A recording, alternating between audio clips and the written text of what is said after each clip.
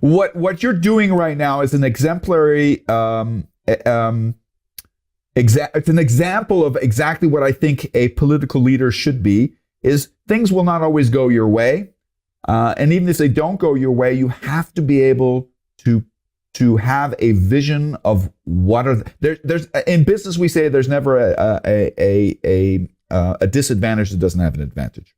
You've mentioned beforehand if the younger generation does not feel heard, if they feel like we old fuddy-duddies are dancing around their nose and trying to go backwards instead of forwards, it should be a call to action for them to become more involved in politics and pull up their themselves by their bootstraps and take action. If Europe is maybe not so enthralled with a non-EU or NATO favor of the United States, then if it's important to them, and then we're going back to principles, okay? If the principle of NATO and the principle of the European Union is really that important to us as Europeans, it's nice to have the Americans on our side, but I'm going to say this is American. Screw them if they're not.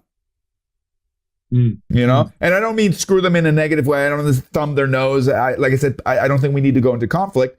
But I think there's a huge potential to say, we need to stand something. Only thing that kind of gives me is kind of a worrisome thought. If I look at the political scene right now in Europe, the only people that stick out are the negative ones. The only and I think that's what we're lacking. I think we're lacking an Angela Merkel, and you can like her or not, but she was an extraordinary. She was the Iron Lady of Germany. I mean, she stood for something. She had charisma. She had vision. Not everybody liked her, and you can have sentiment one way or the other, but she was a true leader. Let me ask you, who were your big idols in leadership? Are there any recent or some from history that you say this is the kind of politician that I always aspired to be?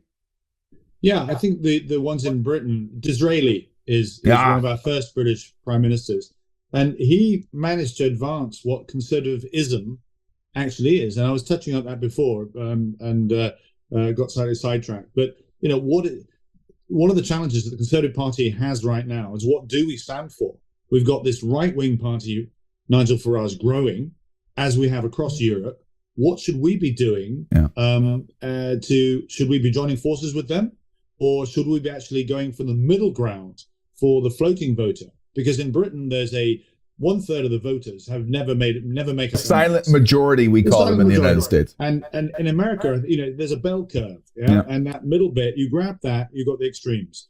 If your party goes to the extreme, like Jeremy Corbyn did under Labour, never going to get elected. You go to the right, you're never going to get elected. So that middle space, and Disraeli started that off, but he went further than that. So rather than say it's just not only enterprise, opportunity, and responsibility. So enterprise is the entrepreneurial side of the Conservative Party.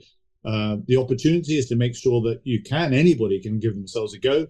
And then the responsibility is responsibility of your own self, to your family, to yourself, to look after yourself. Don't expect the state to look after you. You stand up on your own feet. You're kind of sounding like Maggie Thatcher now.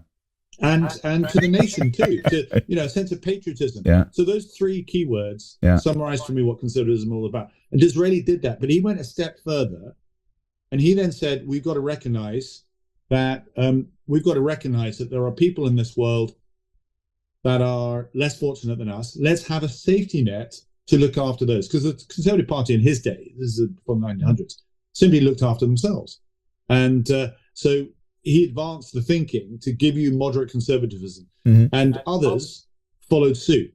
So Baldwin did that. So did Churchill. Middle of the ground conservatism. He was a liberal Democrat at one point. Thatcher too started off in the centre ground. Macmillan, David Cameron. All our successful prime ministers have been from the centre right, and that tells you. Yeah.